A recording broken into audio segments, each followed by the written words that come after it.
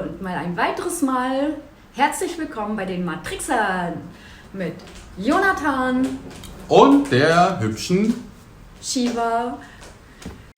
Ja, unser heutiges Thema sind die 7 Stufen des Erwachens.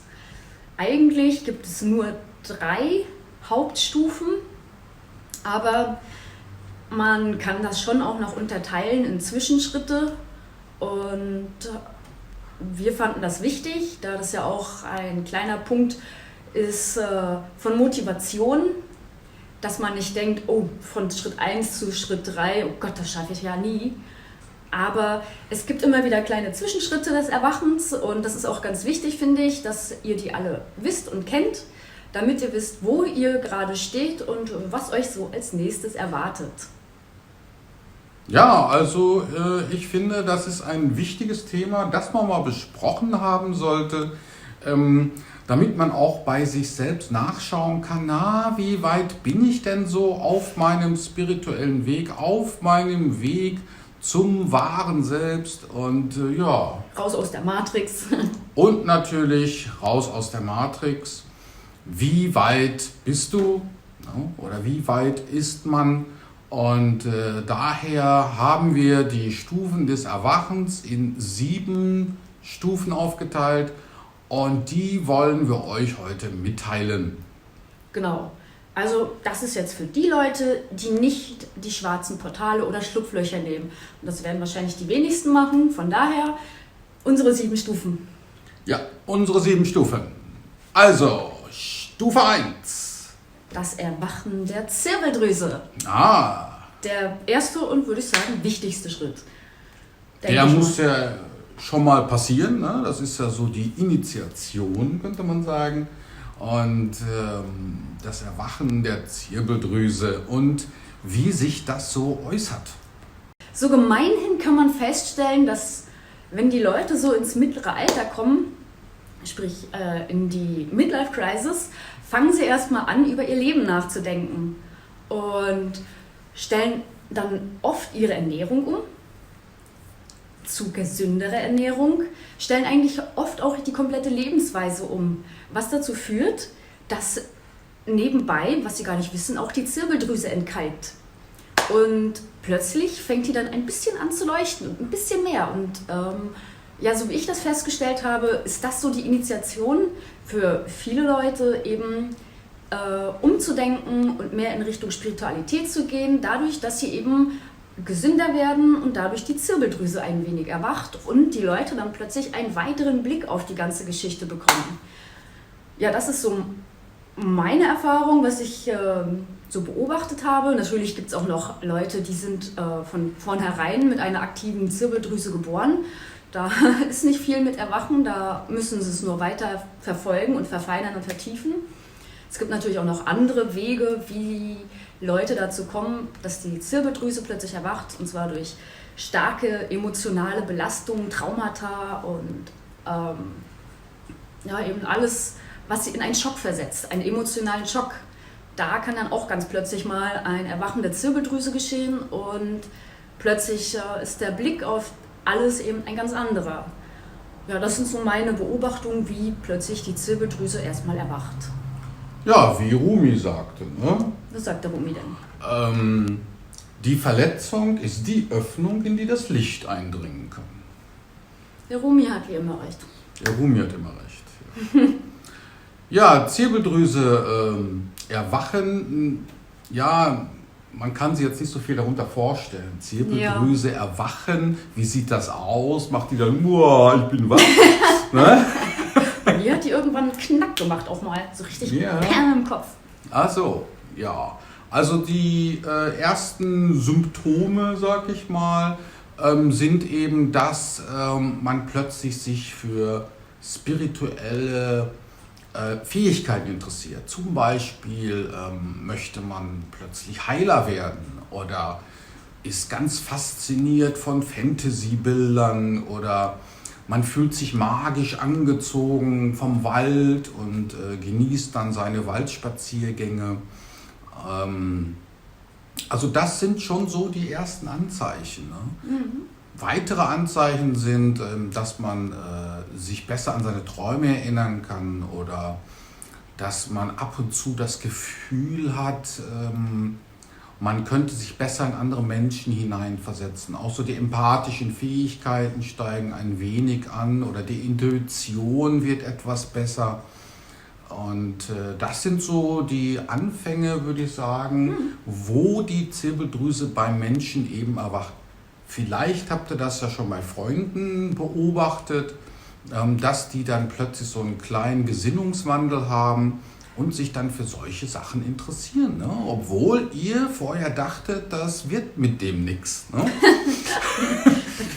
Ja, ne?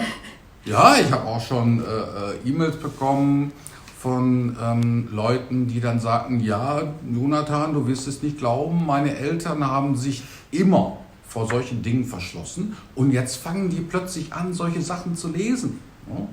Holen sich Bücher, die mit Spiritualität zu tun haben oder interessieren sich für spirituelle Dinge oder wollen auch mal was von mir hören und dergleichen. Also da sieht man schon einen Wandel, ne, der so stattfindet in der Welt. Wenn ich zum Beispiel 20 Jahre zurückdenke, weil ich schreibe ja jetzt schon seit 20 Jahren fast im Matrix-Blog und da vor 20 Jahren, da war es dann so, dass ganz selten mir jemand mal geschrieben hat. Ne? Und heutzutage schreiben viel mehr Menschen. Viel mehr Menschen schreiben über spirituelle Dinge, wie sie sich entwickeln, was sie erlebt haben, wie sich das bei denen so gestaltet hat. Und da sehe ich schon einen starken Zuwachs an Interesse für Spiritualität, für spirituelle, magische und Dinge, die einen eben weiterbringen auf seinen Weg nach innen. Was mir auch aufgefallen ist, wenn man vor 10 Jahren die Workshops anschaut oder heutzutage die Workshops, dass die Themen auch ganz anders gefächert sind. Vor 10 Jahren war es halt noch sowas wie Reiki oder ich weiß nicht was und heutzutage Karten legen. Und heute interessieren sich die Leute tatsächlich für die Matrix, wie man die Matrix verlässt. Sie werden tatsächlich offener für das Thema, dass da hinter den Kulissen schon noch ein Ding gespielt wird, womit die eigentlich vorher gar nichts zu tun hatten. Ja, das ist richtig, also hast du recht, ja. Da hat sich auch einiges getan. Ne? Die Themen damals waren esoterischer Art mehr so, ne? Also esoterisch in dem Sinne mit Reiki, Kartenlegen, Horoskope und so etwas. Da kamen Leute auf einen zu und sagten, na, ich würde jetzt gern ein Horoskop erstellt bekommen und so weiter. Und da ist das Interesse doch mehr in den Hintergrund getreten, was so die esoterischen Themen betrifft.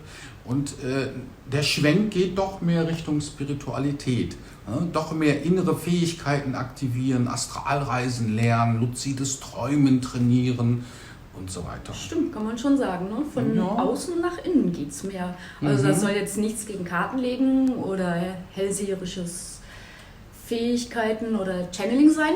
Ganz im Gegenteil, manchen Leuten hilft das auch auf ihrem Weg nach innen, klar. Aber doch, man sieht den Schwenk. Ja, so ist es.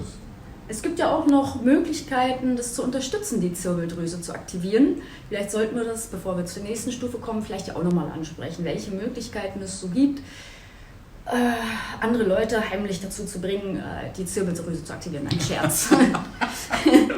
Ich hab da was für dich, Mama. Hier, probier mal diese Tablette, das ist super lecker.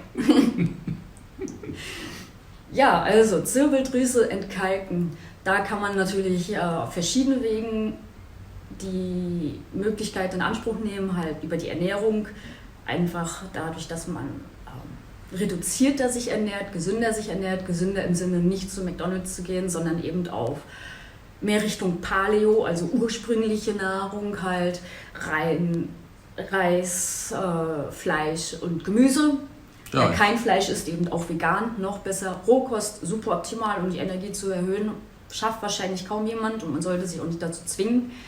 Das ist sowieso ein Thema für sich, die Ernährung. Da streiten sich die Geister, aber reinere Ernährung, dann natürlich Nahrungsergänzung, jede Menge. Zedernussöl, Borax, was fällt uns da noch so ein? Oh Gott, Spirulina, Chlorella, was habe ich sonst noch?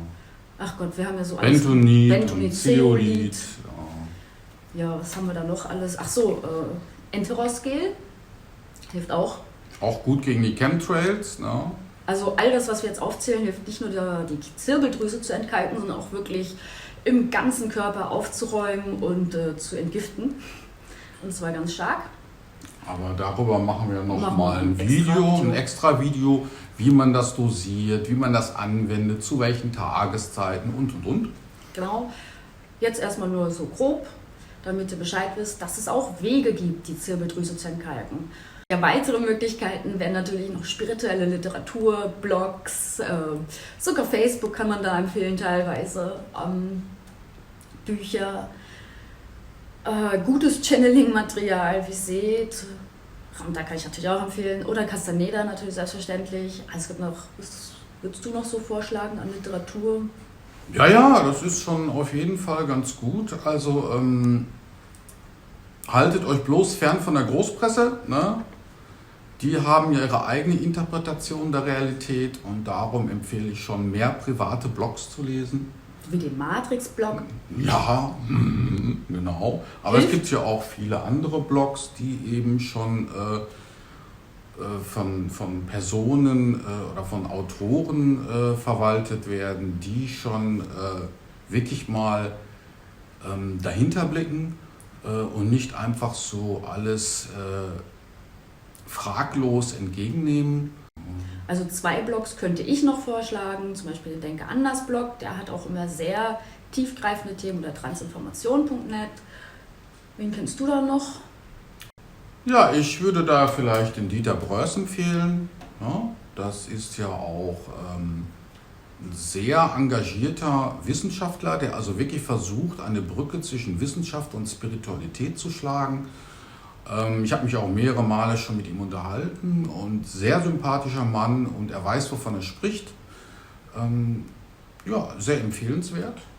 Ja. Ich würde auch definitiv noch den Bruno empfehlen, den Bruno Württemberger, weil der macht von A bis Z, auch von Ego bis alles, was eben damit zu tun hat. Also ja, auch ein guter Mann auf jeden Fall. Ja, das sind so einige, die wir da empfehlen können. Ja, Literatur, weiß nicht, also Jane Roberts wäre zu empfehlen. Jane Roberts ist ein Medium aus den 70er Jahren und sie hat da die Persönlichkeit Seth gechannelt und die hat eben Bücher diktiert, diese Persönlichkeit, und liefert eine sehr gute Übersicht über die spirituellen Themen, spricht auch alles einmal an. Ne? Und ja, das wären auch Möglichkeiten, da vielleicht anderen auch diese Werke zu empfehlen, wo ihr eben denkt, ja, da würde ich gerne bei der Person sehen, dass da mal was bei der Zirbeldrüse passiert. Oh, da habe ich auch noch ein gutes. Genau, ich habe noch die Euphoria-Reihe. Und zwar, das ist für Menschen, die eigentlich noch gar nichts damit zu tun haben. Das könnt ihr mal eurer Mutter schenken, das Buch. Und die Euphoria-Reihe von der Nina Nell, das ist eigentlich so mehr Fantasy-Reihe, die aber wirklich sehr über die Bücher hinweg in die Tiefe geht und wirklich vom A anfängt und wirklich bis ins allerhöchste Erwachen geht. Also es ist eine sehr lange Reihe, hat bestimmt 7 oder 8 Bücher und baut wirklich, wirklich aufeinander auf, und den meisten wird wahrscheinlich das erste Buch schon gefallen. Da geht es um ein Mädchen namens Lucy und ja, da geht's los. Also die kann ich wirklich sehr empfehlen, habe ich damals auch gelesen. Jetzt nicht habe ich damals auch gelesen. Ja. Sehr gut ist auch Richard Bach. Für Anfänger, ne? Also man gerne mal so ein Buch verleihen möchte oder schenken möchte bei einer Person, wo ihr möchtet, dass die Zirbeldrüse sich da mal ein bisschen regt, kann ich auch Richard Bach empfehlen. Hier Möwe Jonathan war ja sein bekanntestes Werk, oder das Werk Illusionen ist auch super. Und ja, das sind so für die Leute, die halt alle so auf die erste Stufe des Erwachens zustreben. Aufwachen! Wach auf, du träumst! Aufwachen! So, jetzt kommt Die zweite Stufe. Das Erwachen aus dem System. Ja, sehr, sehr spannend, ja. Und auch sehr wichtig, denn hinter den Kulissen wird ja so einiges gespielt, was man so nicht direkt sieht. Wir denken ja, alles läuft so nach geordneten Bahnen, zumindest denken das die meisten. Regen sich gerne über die Politiker auf, aber eigentlich wird dahinter ja viel, viel mehr gespielt, was man eben nicht wahrnimmt. Ne? Und hinter der Regierung steckt eigentlich die wahre Regierung, wovon unsere Regierung eigentlich gar nichts weiß und vieles mehr. Ja, das Erwachen im System oder aus dem System besser gesagt. Das wäre für mich so die Stufe, die ersten Menschen stellen fest, so irgendwas stimmt doch hier nicht mit dieser Welt, oder? Geht so in diese Richtung, der erste Gedanke. Ich finde das auch so spannend, weißt du? Die Menschen sind schon auf dem Mond gewesen oder... Angeblich. Doch waren sie. Ja. Die Menschen sind schon auf dem Mond gewesen und es gibt Computer, mit denen man die dollsten Sachen anstellen kann. Die Menschen streben alle immer so nach Unabhängigkeit, Selbstständigkeit und dergleichen und wollen alle möglichst erwachsen und gebildet sein, aber haben immer noch eine Mami oder einen Papi, halt die Regierung, die ihnen sagt, was sie zu tun haben. Ne? Ob man angeln darf, wo man parken darf. Ne? Ja, und dem man dann auch immer noch Geld gibt. Ne? Dafür, dass man atmen darf. Dafür, dass man atmen darf, hier CO2-Steuer und all sowas. Also diese polarisierte Einstellung in der Welt ist dann schon interessant zu beobachten. Ne? Und Guck mal in Richtung Waffenindustrie, Pharmaindustrie, Nahrungsmittelindustrie, scheiße Mann, was da alles dahinter ist. Also da merkt man schon, dass eben die ganzen Regierungen alle eigentlich immer aufs gleiche Pferd setzen. Also wenn irgendwo eine Regel sich ausgedacht wurde, dann überlegen die anderen Staaten komischerweise auch, das genauso zu machen. Und warum ist das so? Da fängt man ja schon an nachzudenken und irgendwann in der zweiten Stufe des Erwachens erkennt man ja, hör mal, die ganzen Regierungschefs sind ja alle sehr ähnlich drauf. Alle manipuliert. Ja. Und das liegt daran, dass eben alle Regierungen oder zumindest die meisten von einer Schattenregierung beeinflusst und gesteuert werden. Wie hast du sie letztens genannt? Ja, Deep State nennt man den. Ja, genau, der Tiefenstaat. Also der Staat, der sich hinter den Staaten befindet. Und die können natürlich dann jedem Staat sagen, hier, CO2-Steuer, ne? Das müssen wir jetzt durchsetzen. Und dann kommen natürlich dann irgendwelche Regierungen, die dann sagen, ja, hier, ne, Klimawandel und dergleichen, wir müssen CO2-Steuer einführen, damit der Klimawandel wieder besser wird. Kommt alles noch von den Anunnaki. Ja, das sowieso.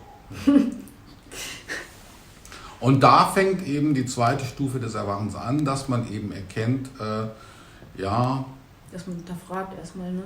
Dass man hinterfragt und dass man eben schrittweise versteht, dass diese ganzen Regierungen alle gesteuert werden. Und man es eigentlich in der Politik nur mit Marionetten zu tun hat. Ja.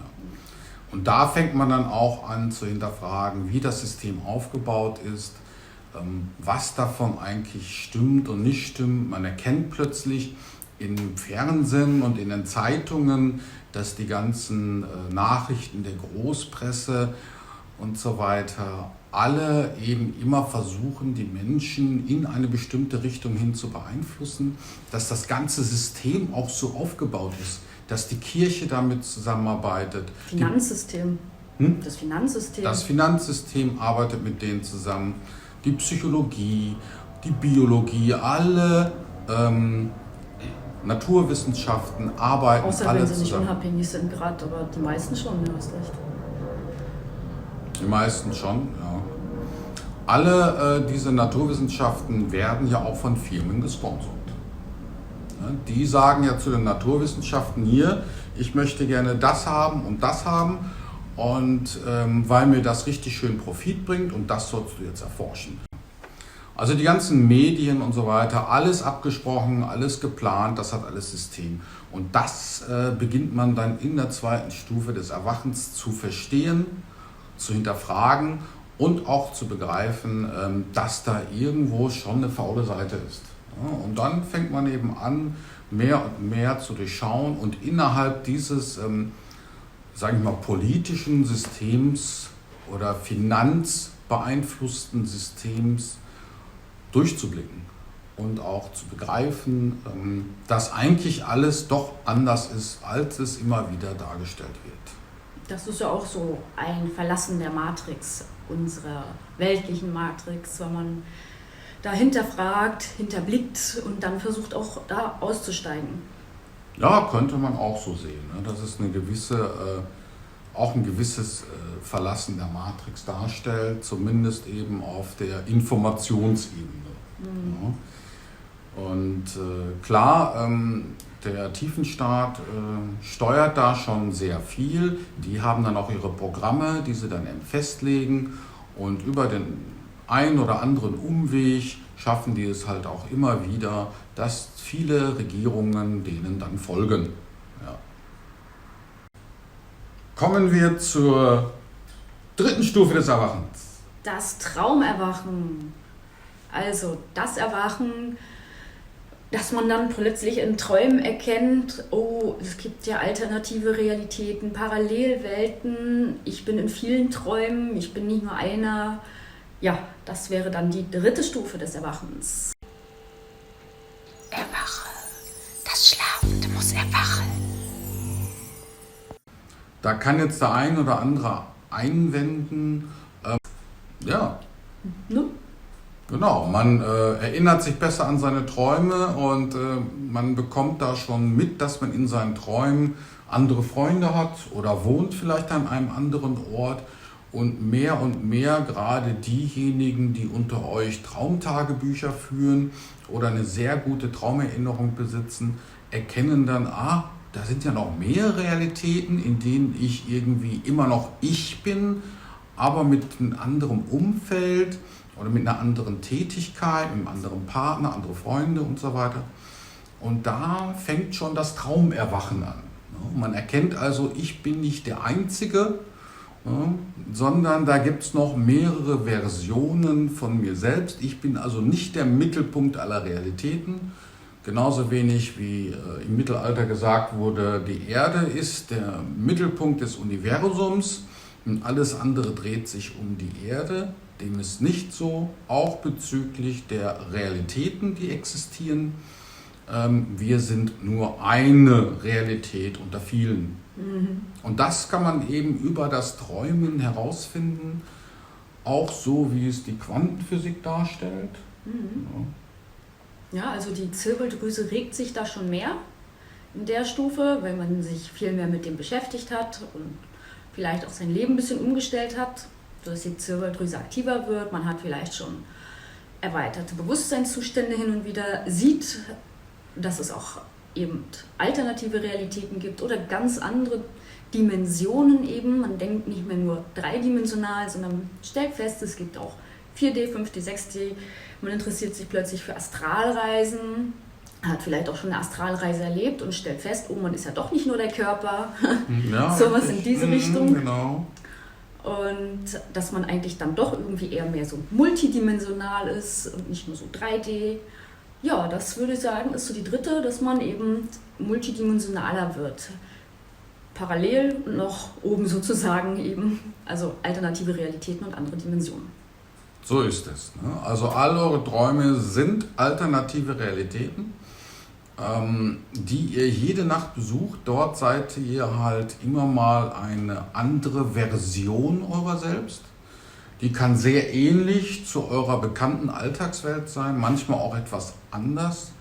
Ja, aber meine Träume sind immer so abstrakt und bekloppt und verwaschen und ich kann mir nicht vorstellen, dass das andere Realitäten sind. Wenn die Träume so sind, unlogisch, verwaschen und dergleichen, ist das kein Anzeichen dafür, dass es alternative Realitäten nicht gibt. auch kein Anzeichen dafür, dass die Existenz von alternativen Realitäten bzw. deren Besuche Quatsch wären, sondern es liegt an der Traumfähigkeit, an der Fähigkeit des Träumers an sich. Wenn der Träumer nämlich nicht genügend ausgebildet ist im Träumen, dann erscheinen ihm die Träume auch wirre oder unlogisch oder wo man sich kaum vorstellen kann, hey, das sind alternative Realitäten. Und das ist eben das Problem, warum Träume oft dann als Verarbeitung der Realität betrachtet werden oder als sinnloses Gehirnfeuer, wenn man schläft oder dergleichen oder irgendein Gehirnspuk im Kopf oder verschiedene Szenen, die da einfach im Gehirn entstehen. Alles Quatsch. Es liegt an der Fähigkeit des Träumers. Und je besser der Träumer ausgebildet ist, je mehr er sich mit dem Thema Träume auseinandergesetzt hat, desto klarer träumt er und erkennt sogar, dass jeder Traum seine eigene Kontinuität besitzt, so wie der Alltag auch. Es ist also eine Frage der Wahrnehmung. Du meinst also, dass man, wenn man mal einmal einen Traum gesucht hat und 10 Jahre später da wieder hinkommt, dass man feststellt, oh, die Realität lief weiter. Ja, so ist es. Achso, okay. Diese Traumrealitäten laufen weiter, ja. Man besucht sie halt nachts. Ne? Du kann sein, dass du im Jahre 2010 etwas geträumt hast und im Jahre 2012 besuchst du den Traum wieder. Ist dir ja auch schon passiert? Ja, genau, ja. Deswegen, ja, genau. Mhm. Und merkst plötzlich, dass sich da eine Entwicklung getan hat. Das heißt, die Traumrealitäten laufen selbstständig weiter, unabhängig davon, ob der Träumer diese Traumrealität besucht oder nicht. Denn die sind genauso real wie wir hier. Und hin und wieder schließt sich auch, wenn die schlafen, einer von denen bei dir an dein Bewusstsein und guckt, was du so in deinem Alltag machst. Das vergisst man immer die Richtung, ne? Aber das tun sie ja auch. Man kriegt das meistens leider nicht mit, wenn sich da mal ein anderes Bewusstsein von einer anderen Realität anschließt. Aber die denken sich dann auch, was habe ich dann heute geträumt? So ja, in die Richtung, ne? Die denken dann, ich habe heute irgendwie so was Komisches geträumt. Ich habe mir da so ein Video mit so 2 Typen angeguckt, ne? So einer Blonden und so einem Langhaarigen. Ne? Also ich weiß, das war ein komischer Traum. Ja, genau, sowas denken die dann. Genau, und das alternative Selbst, das eben sich gerade jetzt in diesem Moment anschließt und dieses Video mitschaut. Liebe Grüße. Ja, was ich noch feststellen konnte, ist, in der 3. Stufe fängt man an, sich mehr mit Energien auseinanderzusetzen. Also da geht man dann schon in Richtung Stufe 4, zu der kommen wir gleich, aber Energien, Energiekörper, Chakren, Reinigung und ja, das kommt dann aber so in Stufe 4 gleich. Ja. Okay, dann die 4. Stufe. Ich würde sie nennen das Herzerwachen. Also, sprich, man durchschaut die Dualität, die Illusion des Ichs und geht in Richtung Urteilsfreiheit. Das ist jetzt nicht so, dass sich das Ich dann direkt mal auflöst oder so, aber man durchschaut eben die Dualität, geht mehr ins Herz, hört auf sein Herz, fühlt sein Herz, geht mehr in die Liebe und lässt die Dinge so sein, wie sie sind, ohne sie zu verurteilen oder zu beurteilen oder zu bewerten, also sprich Urteilsfreiheit. Und es ist nicht immer alles gut, schlecht, eben Urteilsfreiheit. Also keine Dualität mehr oder weniger jedenfalls.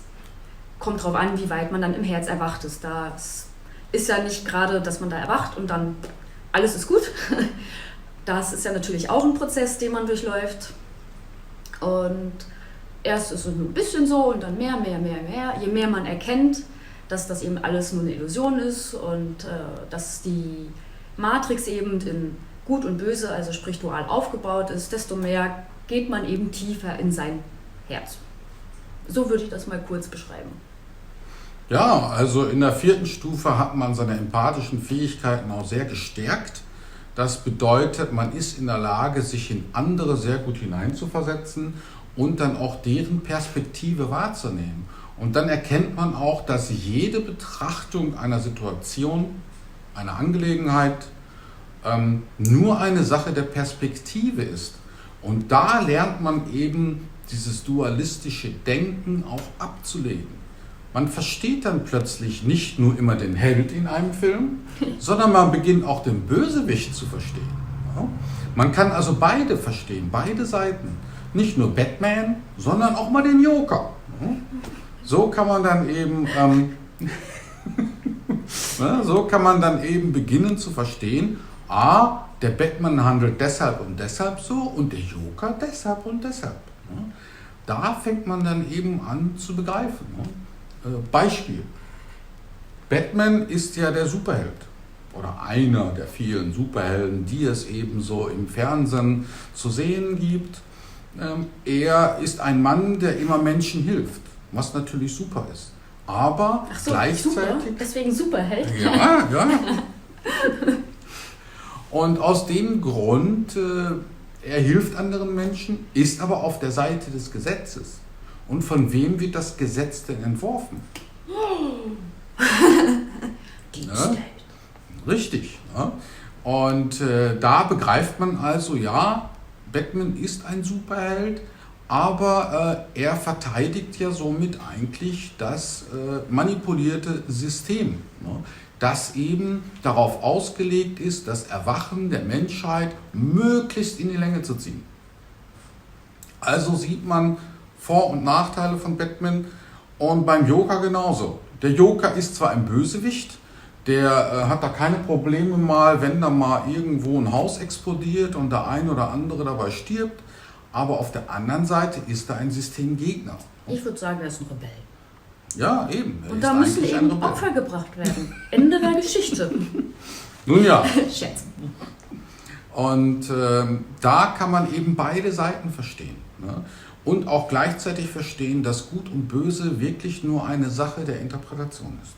Und nur auf unserer Ebene in der Matrix stattfinden. So ist es.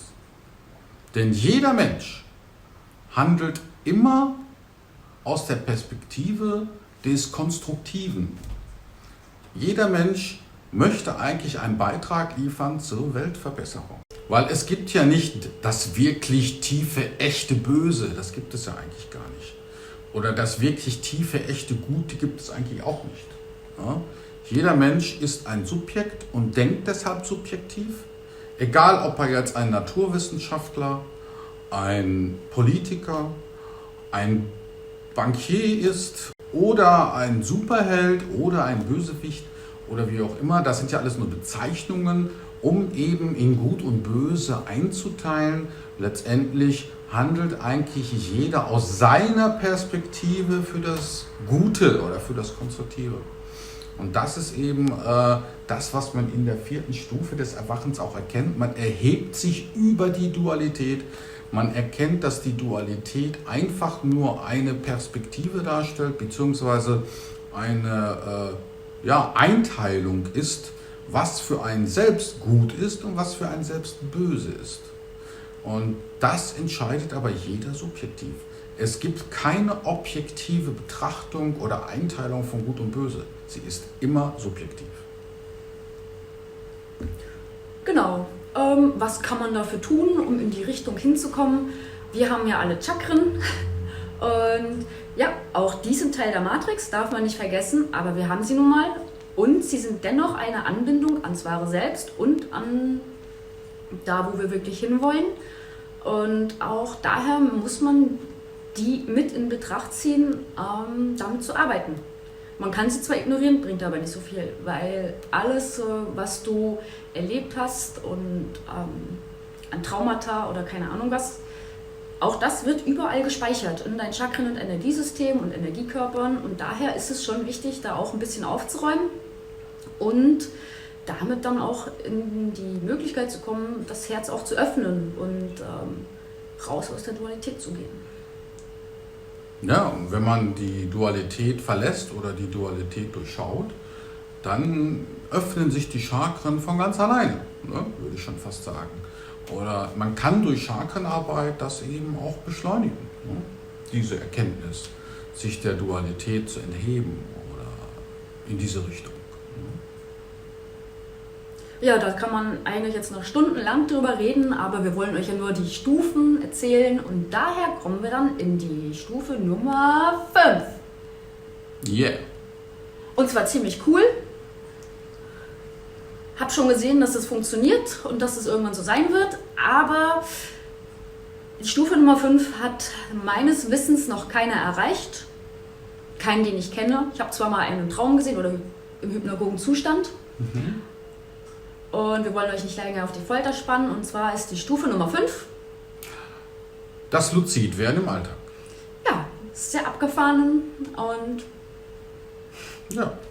Das, schwierig zu erreichen. Ne? ja, ist nicht so einfach, weil dadurch, dass man sich mit den Träumen und den alternativen Realitäten beschäftigt und dort auch den Zustand der Luzidität erreicht, das bedeutet, dass man innerhalb eines Träumes, während man träumt, erkennt, dass man träumt. Und das nennt man Luzidität oder Klarheit im Traum. Der ganze Traum wird dann von einem verwaschenen Trübtraum plötzlich zu einem glasklaren Traum, der so klar ist wie die Alltagsrealität, mit Kontinuität, mit allem drum und dran. Und sobald man das erreicht hat und immer häufiger erreicht, beginnt man irgendwann die Alltagsrealität zu hinterfragen. Ganz automatisch, bleibt gar nicht anders übrig. Ne?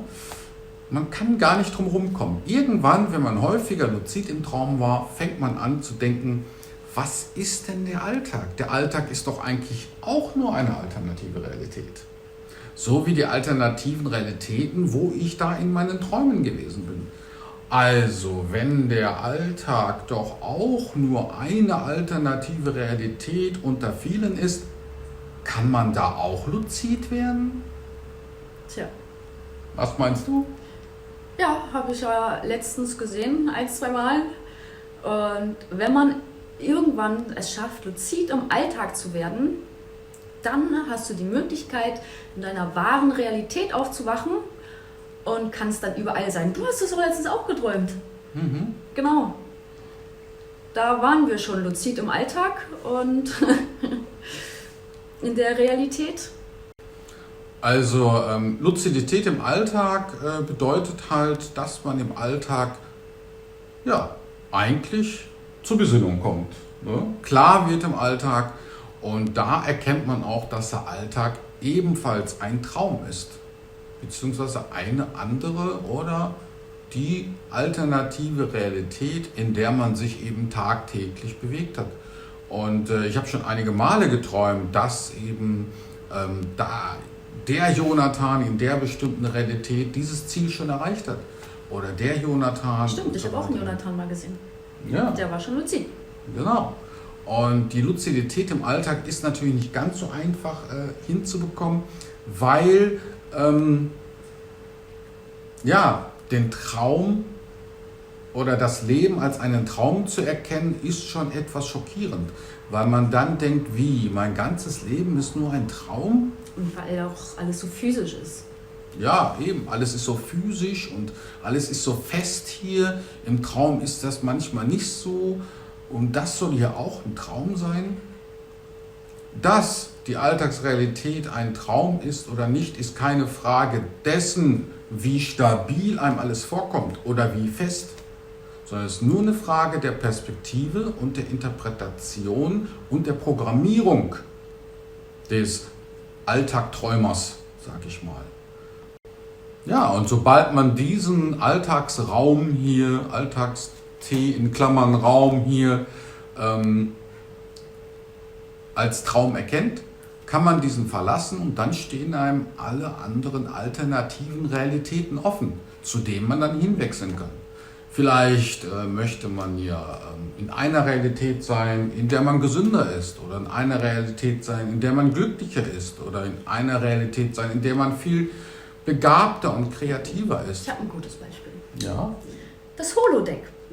Dann plötzlich du erkennst praktisch, du bist auf dem Holodeck und wählst dann einfach, auch auf dieses Programm habe ich keine Lust mehr, dann wählst du ein neues Programm an, die Umgebung passt sich an und zack, bist du dann in einer alternativen Realität. So kann man das auch ziemlich gut erklären, denke ich. Ja, Holodeck ist ein gutes Beispiel. Wer also luzid im Alltag ist, der wüsste also, wo der Computer steht und wo man ihn programmieren kann, um was anderes wahrzunehmen, als was man so jeden Tag wahrnimmt. Genau. Denn nichts anderes ist das hier. Ein Programm. Ja, ein Programm unter vielen, wie beim Fernseher. Du hast Programm 1, 2, 3, 4, 5, 100, 200, 300 Programme. Und so ist es auch mit den alternativen Realitäten. Jedes Fernsehprogramm ist eine Realität. Aber stellt euch das nicht so chillig vor mit dem Luzid im Alltag werden. Also als ich das gesehen habe, da habe ich nicht schlecht geguckt. Also das Luzid im Alltag werden, das ist echt so... Ist schon schockierend. Das ist schon ein kleiner Schock. Also das ist nicht so, das rutscht nochmal die Achterbahn runter. Nee. Mhm.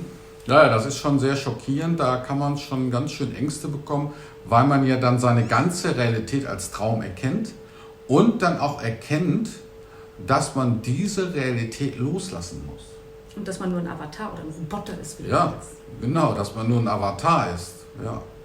Innerhalb dieser Realität.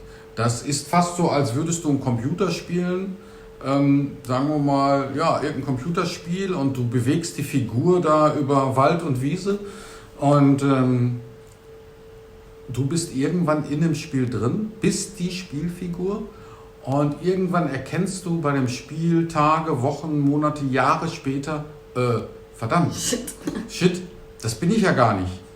Ich steuere mich ja selber von außen die ganze Zeit. So in etwa kann man das so vergleichen, wie da die Erkenntnis ist oder die Selbsterkenntnis, dass man nämlich erkennt, der Alltag ist ein Traum unter vielen, vielen anderen Träumen, die da noch alternativ existieren. Ja, direkt, wenn man luzid geworden ist, kommt dann auch schon die nächste Stufe. Der nächste wichtige Schritt, die Stufe Nummer 6. Stufe 6 des Erwachens. Und zwar müssen wir dann auf der anderen Seite aufwachen. Das Erwachen auf der anderen Seite. So, und zwar auf der linken Seite. Wir haben ein linkes und ein rechtes Selbst. Dazu bitte verweisen wir auf das digitale und das analoge Selbstvideo. Das schaut euch vielleicht nochmal an, weil da erklären wir das relativ genau. Am Ende des Videos blenden wir euch das mal ein. Genau. Wir bestehen eigentlich aus eben diesen beiden Selbsten und nach dem Luzid im Alltag kommt eben auf der linken Seite Aufwachen. Da ist zwar ein bisschen gruseliger als hier, aber wichtig trotzdem. Ja, gruselig ist ja nur der Übergang. Ja, und zwar nur vom Ego. Weil Ja, das Ego. tarnt ja ein bisschen. Aber merkt man in der Dissoziation als das Gefühl. Da wird in der 6. Stufe des Aufwachens das Aufwachen buchstäblich gemeint. Das bedeutet, ihr wacht tatsächlich auf der anderen Seite der Realität auf. Ihr erwacht sozusagen als Träumer. Oh Gott, ich habe so eine Gänsehaut. Das ist wirklich, dass ihr da wach werdet. Wie ihr jeden Morgen auch hier im Alltag wach werdet, werdet ihr da wach. Wach auf! Das Schlafende muss erwachen. Und erwacht dort. Und da gibt es 2 Möglichkeiten. Entweder ihr erwacht dort auf der anderen Seite der Realität, sage ich mal, auf der anderen Seite der Münze erwacht ihr dort. Ihr könnt auch dort öfter mal erwachen, aber es kann sein, dass ihr wieder zurückgeschleudert werdet in die normale Alltagsrealität und habt dann nur die Erinnerung, oh, ich habe es geschafft, auf der anderen Seite wach zu werden. Aber die 6. Stufe des Erwachens verlangt von jedem, dass man es schafft, auf der anderen Seite zu erwachen und dort zu bleiben. Ja. Das heißt, hier ist dann wirklich alles losgelassen und nicht mehr, also es ist nicht mehr nicht erreichbar, aber du bleibst dann da. Ja. In der wahren Realität. Das ist die wahre Realität, das wahre Selbst sozusagen. Da seid ihr auch das Selbst, das eben ursprünglich beabsichtigt hatte, einen Teil von sich in die euch vertraute Alltagsrealität zu projizieren. So ist es. Und dort erwacht zu sein, bedeutet auch, dass diese großen parapsychologischen Fähigkeiten, die Psi-Skills, die man so erreichen kann, da auch möglich sind. Ja. Da könnt ihr euch nämlich überall hin projizieren, wo ihr wollt.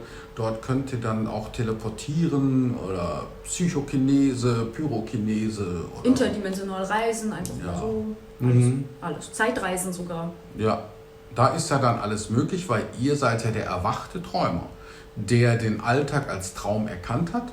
Und ihr wisst ja selber in einem luziden Traum, was da so möglich ist. Und da sind viele Dinge dann auch möglich. Ja, Ja, und dann kommen wir mal zu Stufe Nummer 7. yeah.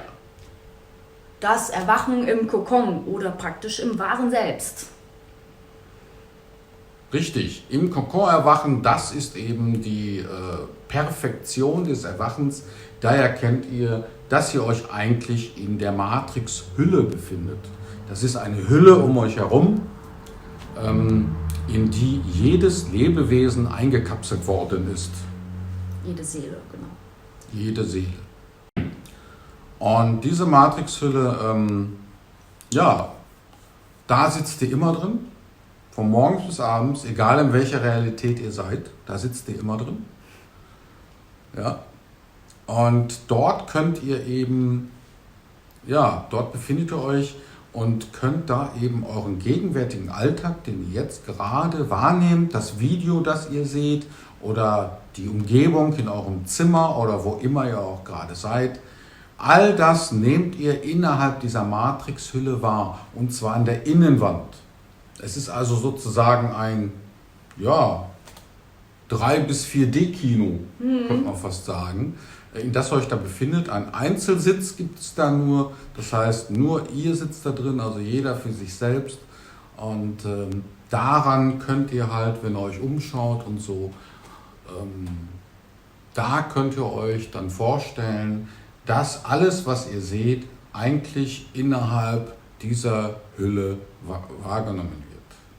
Aber darüber reden wir in unserem Online-Kurs Raus aus der Matrix sehr ausführlich. Ja, ja. Also, wer darüber mehr wissen möchte, es ist ein sehr spannendes und komplexes Thema.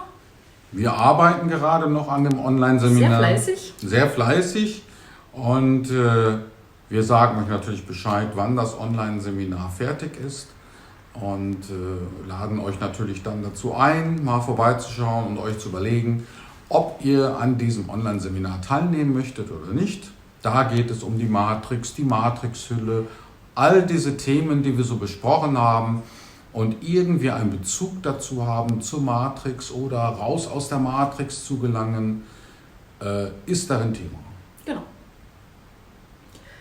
Ja, dann glaube ich, ist das Video wirklich lang geworden, befürchte ich. Aber ich fand die 7 Stufen doch jetzt recht wichtig und ihr auch, ne? Und Sehr spannend, ja. Sehr, man sehr. könnte noch so viel mehr dazu erzählen, aber ich glaube, das mag YouTube nicht. Das waren die 7 Stufen des Erwachens. Genau, und wir sehen uns dann beim nächsten Mal wieder. Ja, danke, dass ihr dabei wart. Kommentiert schön und bye bye. Bye, bye. Ciao.